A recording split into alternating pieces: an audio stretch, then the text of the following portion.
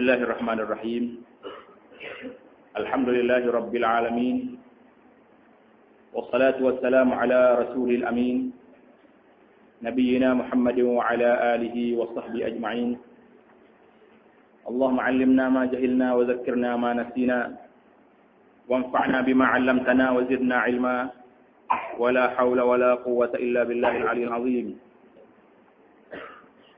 Jadi pada minggu lepas kita telah baca kita Muniyatul Musalli, iaitulah muka surat yang kedua. Cuba kita ambil dalam wa ala alihi wa sahbihi wa itrati tahirin. Salaman wa salatan wa salaman daimain ila yaumiddin. Muka surat 2 tu. Dan atas segala keluarganya dan segala sahabatnya dan segala ikutannya. Daripada anak buahnya yang suci mereka itu akan rahmat dan salamnya yang berkekalan keduanya hingga hari kiamat. Jepot. Jadi di sini siapa dia yang dimaksudkan dengan wa ala alihi? Kita sentiasa duduk selawat ke atas Nabi. Bila kita selawat Allahumma salli ala Muhammad wa ala ali Muhammad. Jadi siapakah ali Muhammad yang kita duduk selawat? Jadi di sini kata ulama, ia dimaksudkan dengan ahli Muhammad, dengan keluarga ahli rumah Nabi, dipanggil Ahlul Bait Nabi sallallahu alaihi wasallam. Iaitulah mereka yang haram menerima sedekah. Keluarga Nabi Muhammad ni iaitulah keluarga yang dia tak boleh terima sedekah, sedekah wajib. Dia tak boleh ambil zakat apa ni. Tak boleh ambil zakat. Pasal tu dia sudah ada bahagian dia dalam ghanimah, dipanggil Ahlul Bait. Ghanimah al-qurba. Dia sudah ada bahagian dia sendiri dalam pembahagian harta rampasan perang. Jadi dia orang ni tak boleh ambil zakat. Namun sekiranya zakat tak ada peperangan. Peperangan tidak ada, boleh ke tidak kita beri zakat kepada keluarga Rasulullah sallallahu alaihi wasallam? Kerana tak ada lagi ghanimah. Takkanlah kita nak biar keluarga Nabi ni berada dalam keadaan dipusita, dalam keadaan susah lagu ni. Kerana jadi sebahagian ulama mengatakan dalam keadaan tersebut maka dibenarkan, dibolehkan zakat diberi kepada mereka. Jadi asasnya keluarga Nabi ini ialah orang-orang golongan yang haram menerima sedekah, iaitu zakat yang wajib.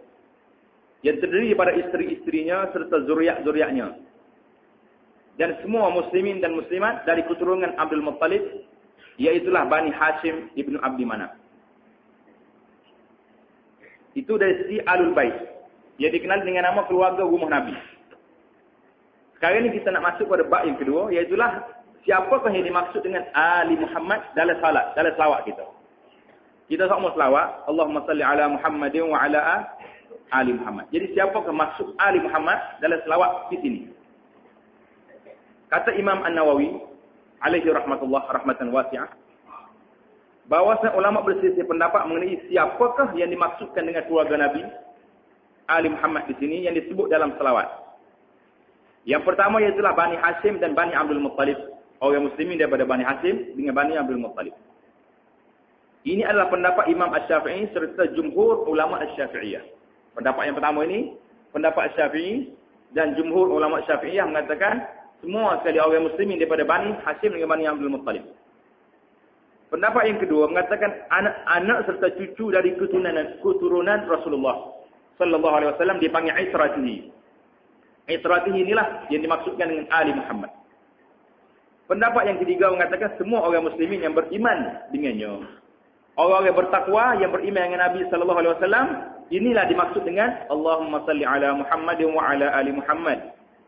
Jadi kata An-Nawawi dalam kitab dia Syarah Sahih Muslim, azharuha. Azharuha dalam istilah bahasa istilah fuqaha Syafi'iyah, azharuha makna pendapat yang paling kuat. Pendapat yang paling kuat kata Imam Nawawi ialah semua umatnya, wallahu a'lam.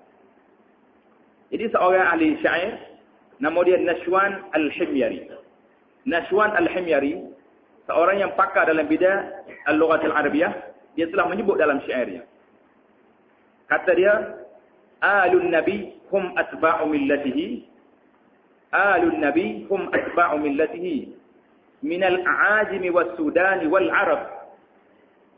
Law lam yakun aluhu illa qarabatuh. sallal musalli ala taghi Abi Lahab. Ini syair dia. Maksud dia al-Nabi, iaitulah keluarga Nabi, ialah mereka yang mengikut agamanya. Dari keturunan Ajam, bukan Arab, Sudan dan orang Arab.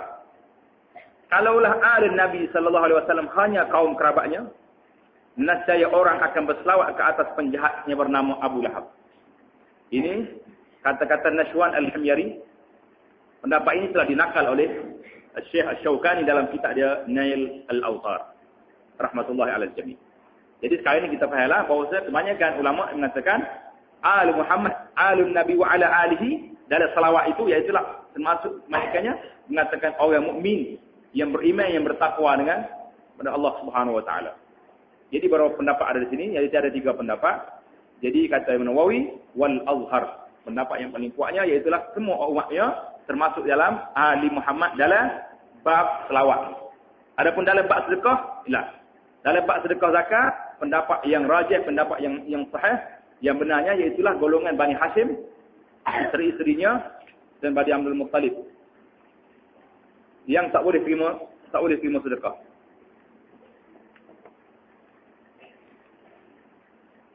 Itu yang pertama.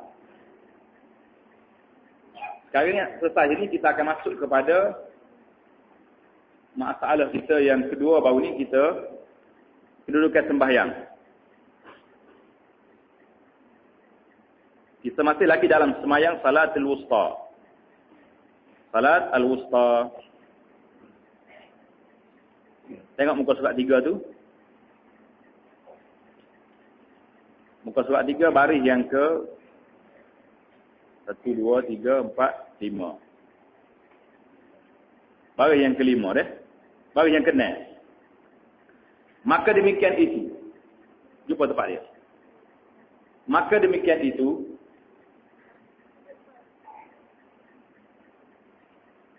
Ialah sembahyang yang tiada diluluskan. Ia mana? Sembahyang fardu yang 5 waktu itu. Zuhur, Asar, Maghrib, Isya dan Subuh. Maka demikian itu ialah sembahyang yang tiada diluluskan. Apa makna tiada diluluskan? Yang tiada dibenarkan. Akan seorang daripada orang Islam meninggalkan satu daripadanya. Orang Islam tak boleh tinggal sembahyang satu daripadanya.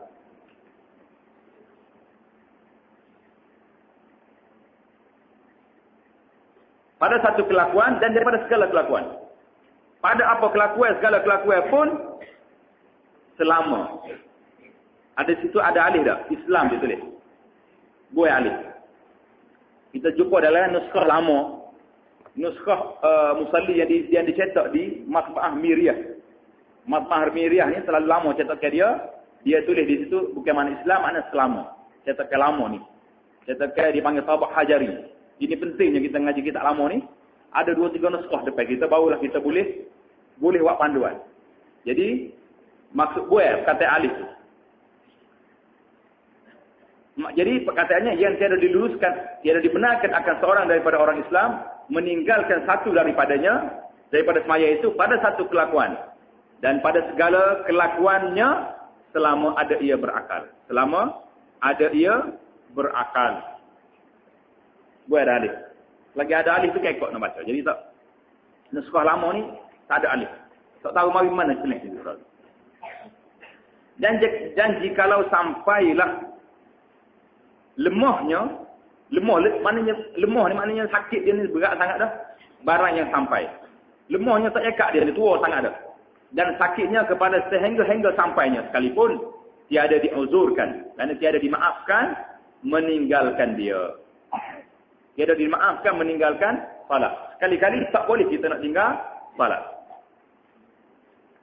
Habis. Stop, full stop. Tambah pula. Dan dikendaki dengan salatul wusta. Dan dikendaki dengan salatul wusta iaitu sembahyang asar. Dikendaki dengan sembahyang wusta itu sembahyang apa? Sembahyang asar.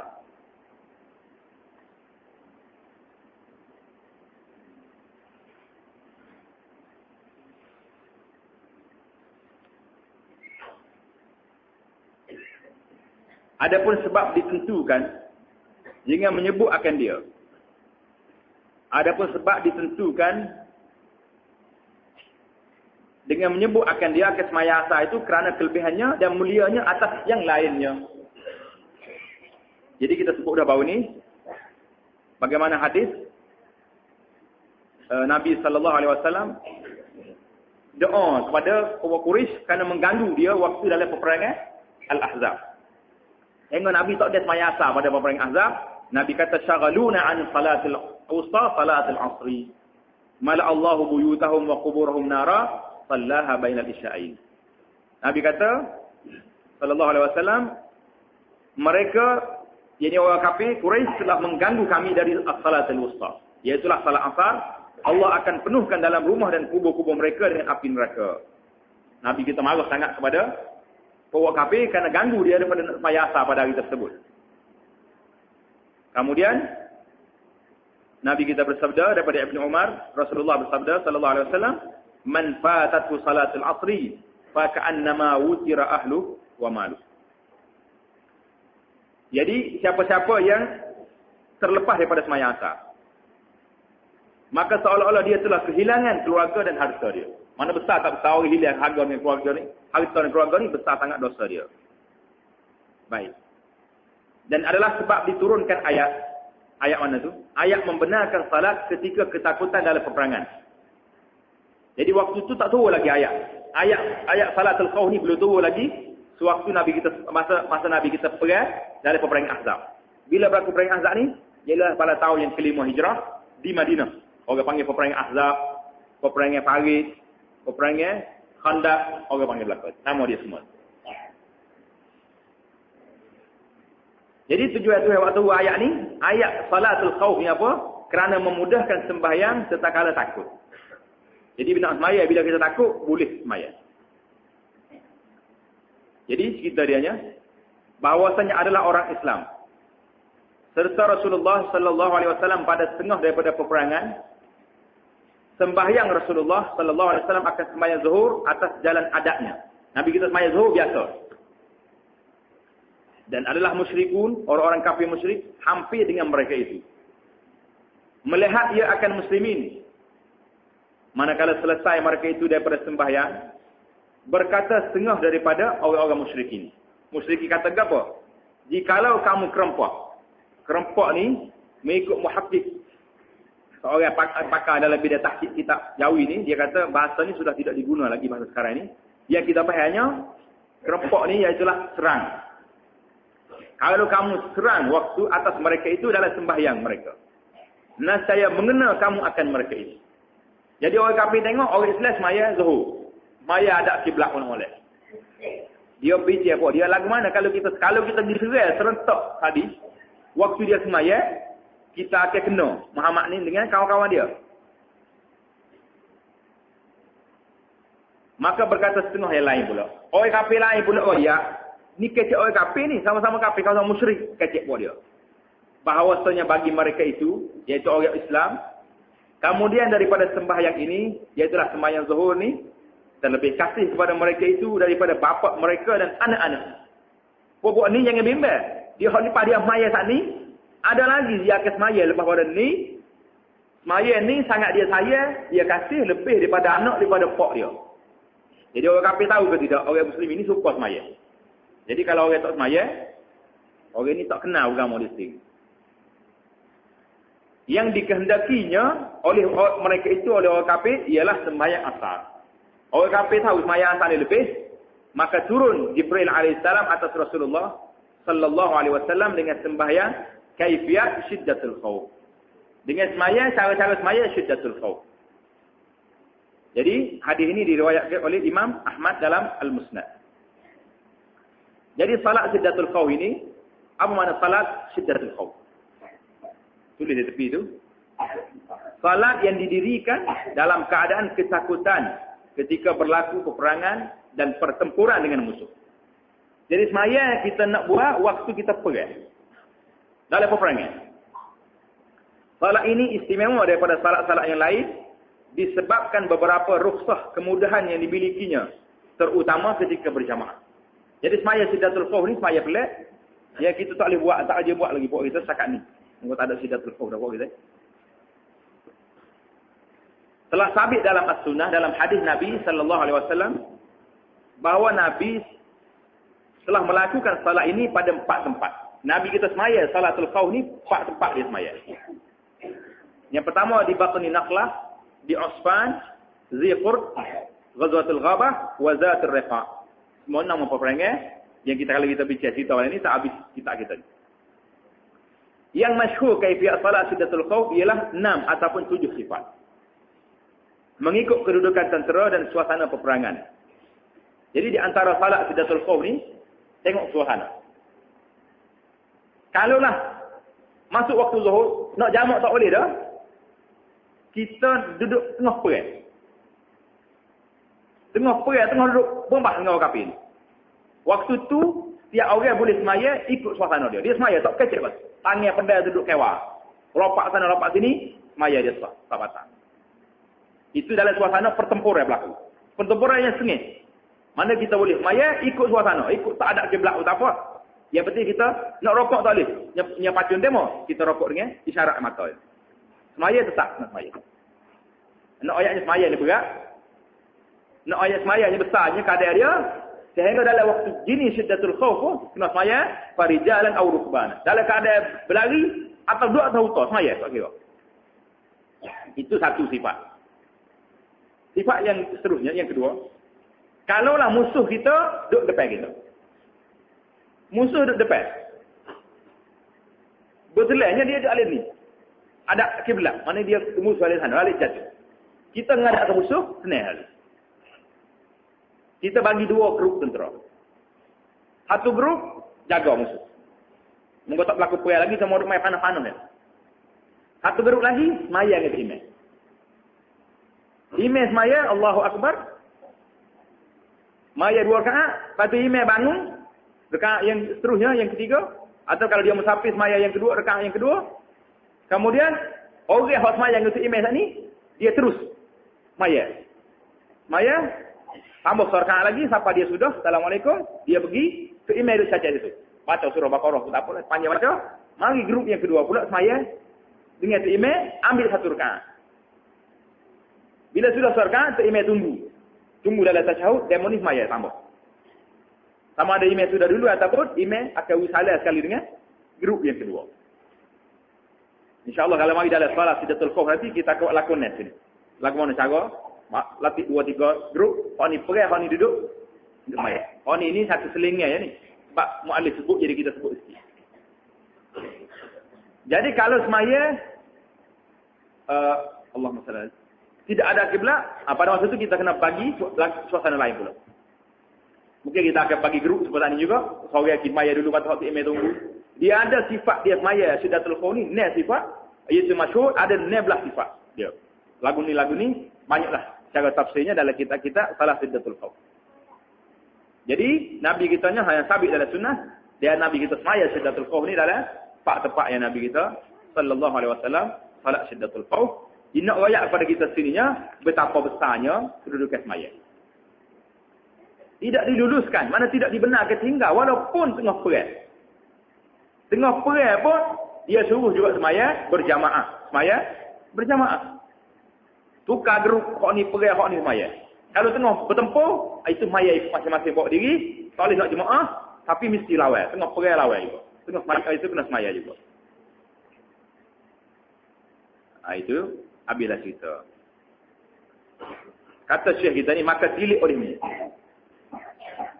Betapa kelebihan semaya asar, dan nyatanya hingga mengetahui segala musyrikin akan kelebihannya. Orang kafir musyrikin tahu kelebihan semaya asar ni, dia boleh kecek buat dia. Dia kata semaya asar nanti kita akan gepok dia. Kita akan serai buat ni, keresak. Tapi, Allah Ta'ala Maha Kuasa, tak ada semaya asar lagi. Jibril bagi tu, ajar ke Nabi semaya Salatul Khauf. Nabi kita bagi 2 grup, kafir kata saja dalam tarikh nasriat. Muka seorang ada semaya, seorang lagi duduk, jaga belah. Kalau salah dia mari, buat ni akan kekal lagi. Dalam semaya tu, tak ada masalah. Kalau dia apa ni? Kalau duduk arah kiblat. Maknanya, ada ni, kita kata dia ada 10 sah. 5 sah rokok sekali dengan imam yang pertama. Kalau 5 sah lagi dia duduk saja tengok. Bila-bila maya klik. Kalau nampak dia serangkai mari, yuk jalan.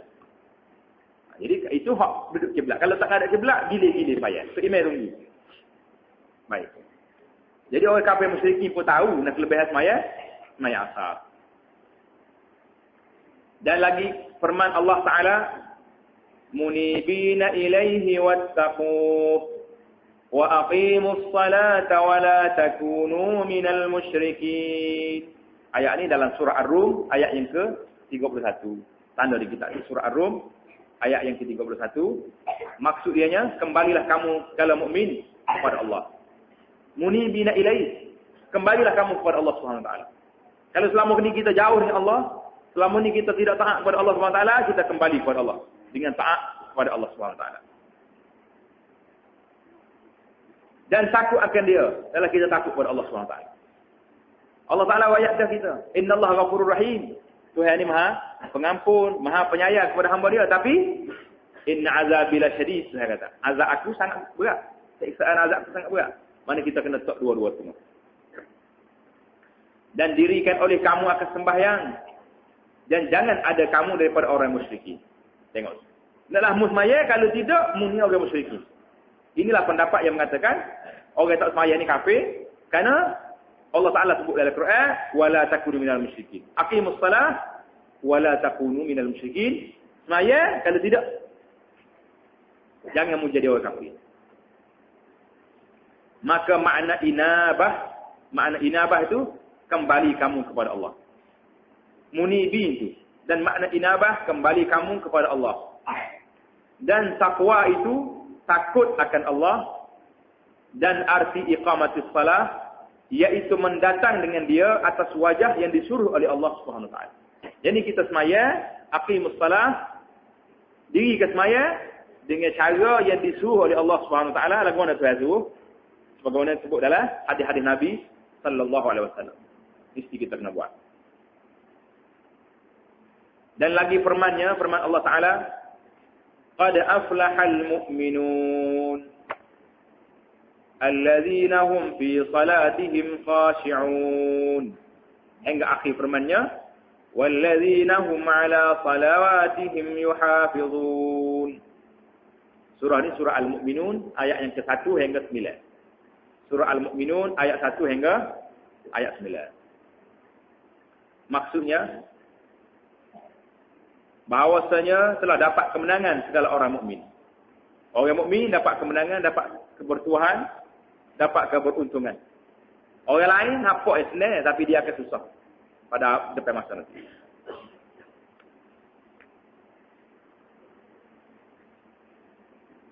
Yaitu orang yang mereka itu khusyuk. Siapa dia orang mukmin ni? Aslahal mukminun, orang mukmin yang dapat kemenangan ni, iaitulah orang yang khusyuk. Yakni apa makna khusyuk itu? Yakni tetap anggotanya setakala sembahyang. Orang mukmin, orang yang dapat kemenangan, sifat dia lagu mana? Sifat dia nya khusyuk dalam sembahyang. Baik. Hingga akhir firman Allah Taala, walladzina hum 'ala salawatihim yuhafizun, dan segala orang yang adalah atas sembahyang mereka itu memelihara akan dia. Orang yang jaga sembahyang. Jaga sembahyang ni, jaga dengan waktunya, jaga dengan syaratnya, jaga dengan rukun, itu semua dipanggil orang yang jaga sembahyang. Dan lagi firman-Nya, firman Allah Taala, illal musallina allazina hum 'ala salatihim daimun. Surah Al-Ma'arij ayat 22 dan 23. Surah Al-Ma'arij ayat 22 dan 23. Maksudnya melainkan orang-orang yang sembahyang yang atas mereka itu berkekalan padanya.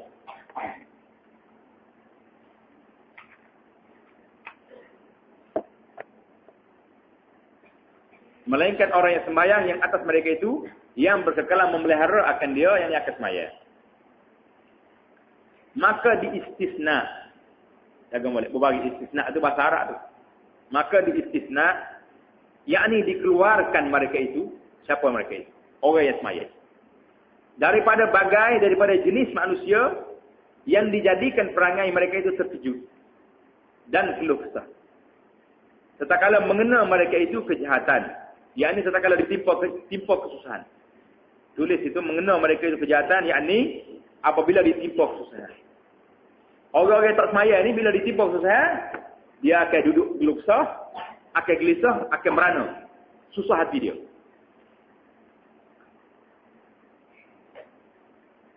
Dan apabila mengenal mereka itu kebajikan, apabila orang ni, orang tak semaya ni mendapat kesenangan, mengenal kebajikan maksudnya, dalam kurangnya itu mendapat kebajikan, mendapat kesenangan. Apa jadi dia? Ditegahkan kebajikannya daripada yang enggan, dia tidak mahu mengerjakan kebaikan. Sifat orang tak semaya ni, orang ni apabila dia kena susah, dia akan jazab, dia akan susah hati, dia akan mengamuk, dia akan tepik, geluh kesah hidup dia, merana. Apabila dia boleh kesenangan, dia tidak akan buat kebajikan. Ini sifat orang tak baik.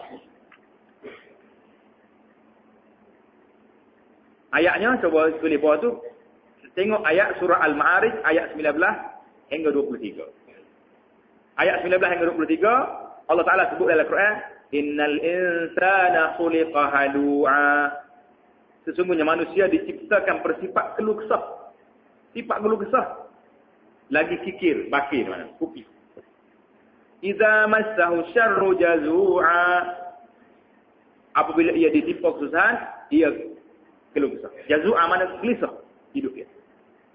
Wa iza massahul khairu manu'a. Dan apabila dia mendapat kebaikan, mereka itu amat bakhil, tidak derma kepada jalan kebaikan. Barulah mari ayat illal musallin allazina hum ala salatihim daim. Orang mana? Golongan mana hak tidak gelisah? Golongan mana hak tidak kapah, tidak kopi, tidak bakhil bila boleh kesenangan? Al-musallin. Iaitulah orang-orang yang mendirikan sembahyang. Jadi ayat ni kalau nak faham dia, kena ambil daripada awal, iaitu ayat surah Al-Ma'arij, start daripada ayat 19. Innal insana khuliqa halu'a, idza massahu syarru jazu'a, wa idza massahu khairu manu'a. Hak tak jadi sifat lagu ni siapa dia? Illal musallin allazina hum ala salatihim daim. Jadi kita ni, pasal itulah nama kitab kita ni Muniyat Al-Musallin. Cita-cita, harapan orang semaya. Orang semaya dia nak apa? Nak mencari ketenangan, mencari keridaan Allah Subhanahu Wa Taala, mencari jalan yang betul. Macam mana nak pergi ke, nak menuju ke syurga Allah Subhanahu Wa Taala.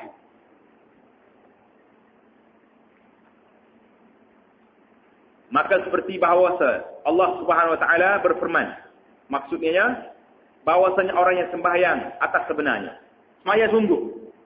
Bukan semaya sekak dia ambil rukun salah warna. Ingat khusyuk tak ada.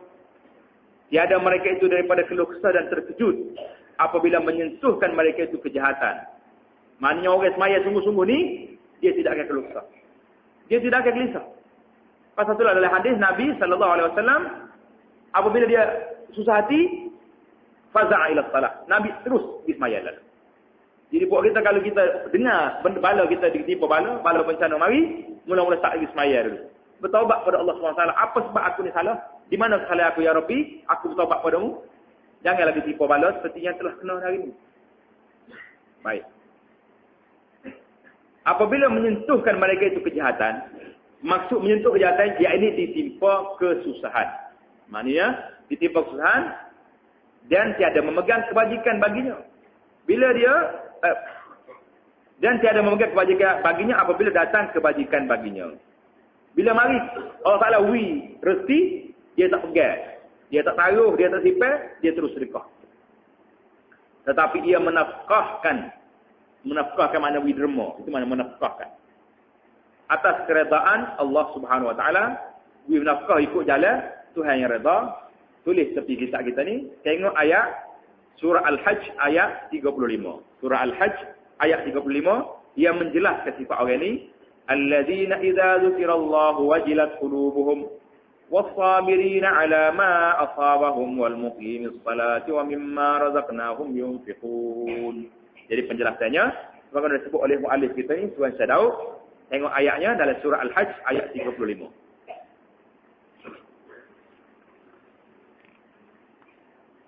Dan lagi pula kerana bahawasanya sembahyang yang sebenar itu menegahkan daripada fahsyat. Apa makna fahsyat? Kejahatan. Dan mungkar, apa makna mungkar? Perkara-perkara keji dan maksiat. Kalau kita sembahyang sungguh, Semaya akan menegahkan kita daripada perbuatan keji dan maksiat.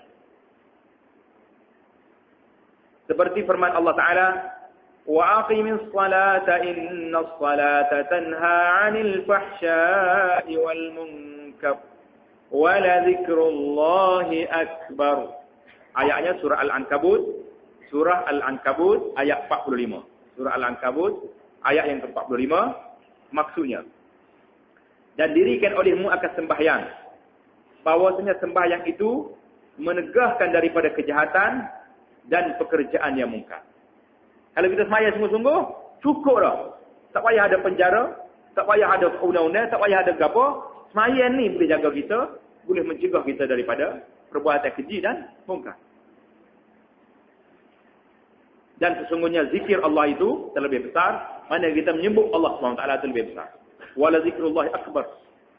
Manusia ni kalau dia ingat ke Allah, dia nak curi, boleh ke curi kalau dia ingat ke Allah? Tak boleh curi dah. Aku ni Tuhan, ada Tuhan tengok. Dia nak buat benda maksiat boleh lagi? Tak boleh. Wala zikrullahi akbar. Tak, mata kita Tuhan, depan duk tengok kita, khalas, intah kullu syai. Tak nak pergi ke mana dah buat kita ni? Macam kalau kereta kat tarik handbrake, tak nak buat apa.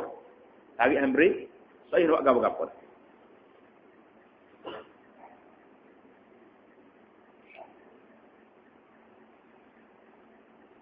Maka orang yang mendirikan bagi sembahyang, seperti yang disuruh oleh Allah Ta'ala dan Rasulnya, menegahkan dia oleh sembahyang daripada mengerjakan yang demikian itu, daripada segala pekerjaan yang jahat-jahat. Jadi orang yang semaya sungguh-sungguh ni, pasal apa ya kita ni? Kita semaya juga. Sudah semaya, curi. Ada setengah tu pergi tidur di masjid. Ada setengah masjid, orang semari semaya, dia mari lewat tapi. Sudah semaya, orang kelih-kelih, tak ada tuduh Paris. Mesti tuduh Paris tak ada. Lalu ni kita sampai gila bersih buruk ni. Jadi tu email pun, istihar, tutup pintu pagar masjid. Jangan mana kereta tu pada masjid. Mesti ada orang sombak dalam kereta dia. Cek kereta-kereta semua, cek belakang. Rupanya hak mari ke dia sekali. Kereta dia parking tepi kan, Paris. Hak ni duduk sombak kereta. Orang tu kan fire atas. Dia sudah sombak, dia naik maya. Maya juga dia pun. Tapi pasal apa maya dia la tanha 'anil fahsya'i wal munkar. Maya yang tidak ada ruh, maya yang tidak ada makna bagi dia, maka tidak ada ruh.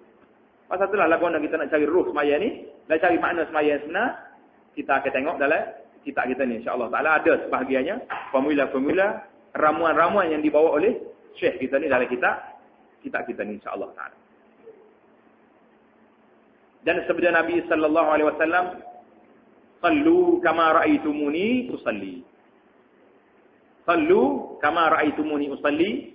Hadis ini diriwayat oleh Imam Al-Bukhari dan Muslim dan lain-lain imam.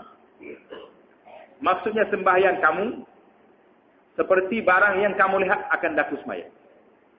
Nabi suruh kita semaya, serupa dia semaya.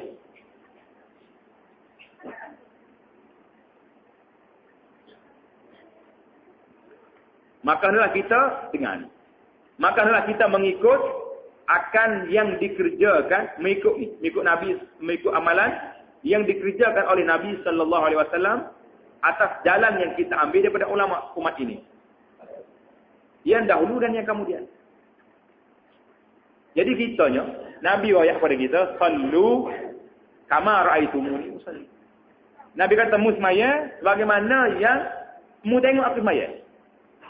Kita ni sudah 1400 tahun dah. Bila kita tengok Nabi semaya? Jadi jawab dianya, sahabat-sahabat yang tengok Nabi semaya, dia ni cerita kepada tabi'in.